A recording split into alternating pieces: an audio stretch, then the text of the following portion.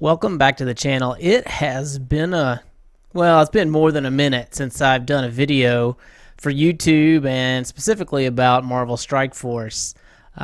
There's a reason. During the holidays, I went off grid, detoxed from a lot of different things. Really just this game.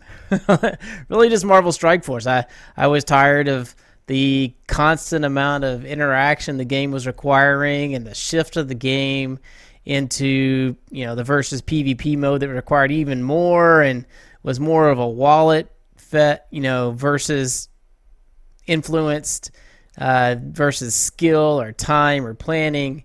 And that's clearly the goal for this year. And, that along with quite a few other things, I actually spent time writing up a full list of why I'm saying goodbye to Marvel Strike Force. There's just a lot of good reasons. During the last year, I was very thankful that I had Marvel Strike Force when the MCU just kind of imploded. We stopped getting that content in. After the last Spider-Man movie, there's not really been anything. Well, as of next week, or even as of this week with that Marvel Legends thing that came out about Wanda and Vision, the floodgates are opening. It's just starting to trickle now, but what they've announced over the last few months means that we're going to have Marvel content all the time on streaming, and eventually we'll get back to theaters sometime, some way. May not be the theaters we're used to, but it'll be theaters. And that used to be plenty for me.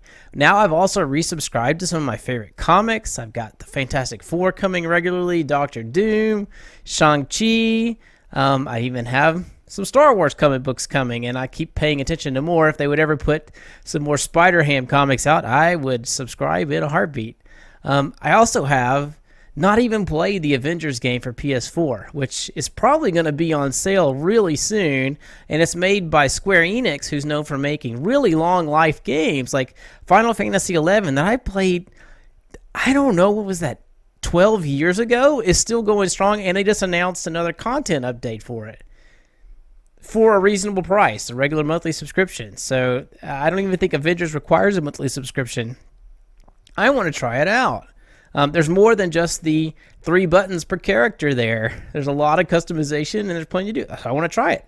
And my interest is honestly shifting back to Star Wars. I originally shifted into Marvel focus a few years ago when the sequel trilogy was really terrible. I remember specifically the year that Thor Ragnarok came out, and I watched whichever Star Wars movie it was at the end of the year, and I was like, am I leaving this theater with Thor being a better movie than a Star Wars movie? And the answer was yes, because Thor Ragnarok was amazing, and most of the sequel trilogy was terrible. Well, now we got The Mandalorian and a lot of other shows that are, basically made by the same team that made the MCU. So I'm like overwhelmed. I have so much coming at me, I don't even know what to do. Like High Republic books and comics, they started coming out this week. I'm still reading, both of those, one with my kid, one just for me. I haven't even finished Jedi Fallen Order on the PS4, and I want to play Squadrons on PS4. There'll probably be other games. That's not even starting to get into it. I am constantly watching great sci-fi. You get over onto Prime, you can watch The Boys. You can watch, right now, The Expanse comes out every week. I mean, Star Trek is the same way on CBS All Access, which will soon to be Paramount Plus. Basically, there's been something on for half a year now with Star Trek Lower Decks, and most recently Star Trek Discovery. I think Lower Decks is coming back. Picard Season 2 is coming back. Discovery Season 4 is coming. They also have Strange New Worlds coming with Pike and Spock and Number 1. Rebecca Romaine.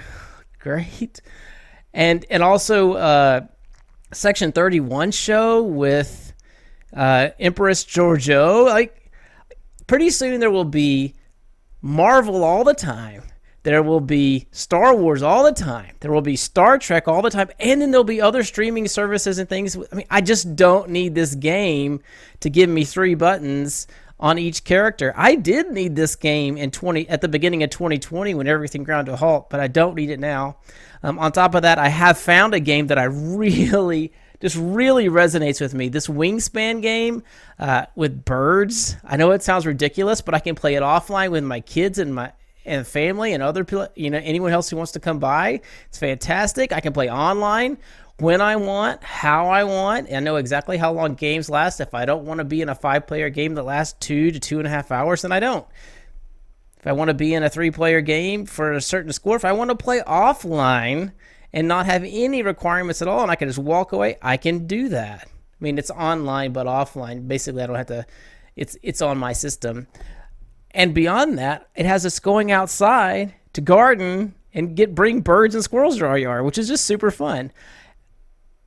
I will also have to say that I am just completely done with monetization-focused mobile hero collector applications. I don't really want to call them games.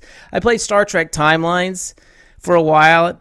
It has at its core this hero collector scenario where they want to sell you every single character and then make it very slow to actually use them. Marvel Strike Force is exactly the same way. There's a lot of games that are built on this mechanic, and I think it's kind of rotten to the core, and I don't want to play it anymore. I'm just done.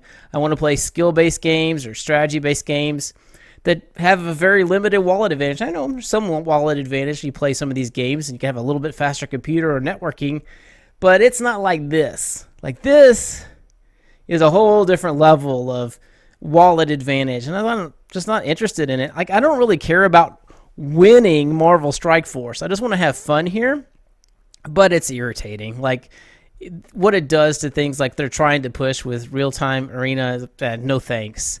And then I have lots of other interests too, and I've already found that reinvesting my Marvel Strike Force time lets me do a lot more. Like, I spend more time on my faith, studying, thinking, praying, going to services, exercise. I've always kept that up, but I can definitely take that up a few notches, more time with my family, and then I have to start figuring out better investing because I'm about to pay my mortgage off, which is fantastic. That is 22 years of hard freaking work, and now I'm going to have to figure out what happens next because I'm not just working on paying that specific number off. So I got a lot of work to do. I do want to say thank you to everyone that's been part of this channel. And will continue to be part of this channel. You could stay. I'm not leaving. I'm going to still figure things out. Like, I still got to work out how to get my lighting better, how to get my sound better, how to make Wingspan. Like, I'd like to build a whole studio with outdoor light and things that work right. I'm still figuring a lot of that out. Better cameras, better mics. I'll be working on sharing information on Wingspan. I may even do some like other things. Like if I want to play Star Wars The Old Republic or some of those other titles sometime, may play them, share them, show you what I'm doing, may talk about what it takes, how did I get where I am in investing. I don't know. Lots of things that I can do.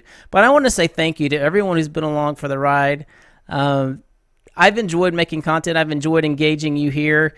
But I felt like it was the honest thing to do to tell you that I'm no longer playing Marvel Strike Force, and that if you want to focus on channels that have content related to that game, then I'm not the one. But I do wish you well, and I'll still be here. You can keep up with my thread if you are interested in other things that I'm talking about. I wish you well. Be safe. Have a great day.